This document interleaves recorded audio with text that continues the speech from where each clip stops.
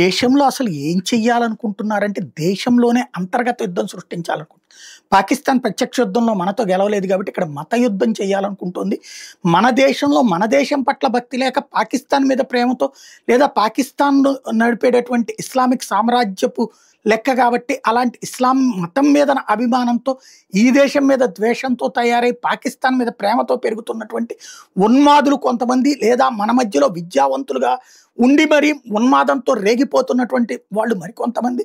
అట్లాగే ఈ దేశంలో, ఈ లోకంలో ఇట్లా బ్రతకడం కంటే స్వర్గానికి వెళ్తే ఒక్కొక్కళ్ళని ఇక్కడ ఉన్నటువంటి కాఫిర్లను చంపితే స్వర్గం అక్కడ జన్నత్తులోకి వెళ్ళిపోయి 72 మంది అమ్మాయిలతో పడుకోవచ్చు అన్నటువంటి ఉద్దేశంతో మరికొంతమంది ఉగ్రవాదులుగా తయారయ్యి, చివరికి ఈ దేశ ప్రజల ప్రాణాలు తీయడానికి జరిపినటువంటి కుట్రలో నిన్న ఒక కుట్ర భగ్నమైంది, 13 మంది ప్రాణాలు తాగింది, లేకపోతే వేల మంది ప్రాణాలు తీయడానికి కుట్ర పన్నారన్నటువంటి విషయం తేలింది. అది ఒక ఎత్తు అయితే, ఇప్పుడు తాజాగా పంజాబ్లోని లుధియానాలో ఐఎస్ఐఎస్ గ్రెనేడ్ మాడ్యూల్ని అరెస్ట్ చేశారు. 10 మంది చేతిలో గ్రెనేడ్లు పెట్టుకుని దొరికిన వాళ్ళందరి మీద వేసేసి ప్రాణాలు తీయాలనుకున్నారట.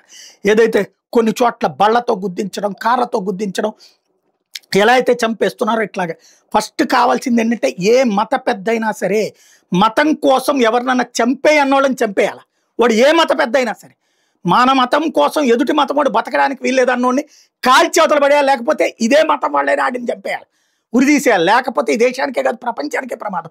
ప్రపంచం అంతటా జరుగుతున్నటువంటిది.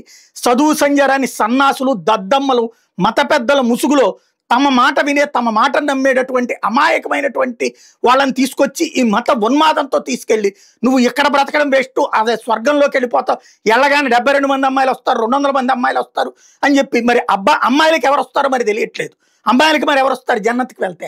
అక్కడికి తీసుకెళ్ళి అక్కడికి మీరు స్వర్గంలో ఉండాలంటే ఇక్కడున్న మీ మతం కాని వాడిని చంపేయండి అని చెప్పడం ఏంటో, ఆ చెప్పడాన్ని పుట్టుకుని డాక్టర్లు, ఇంజనీర్లు, ప్రభుత్వ ఉద్యోగులు ఈ రాక్షసత్వం చేయడం ఏంటో అర్థం కావట్లా.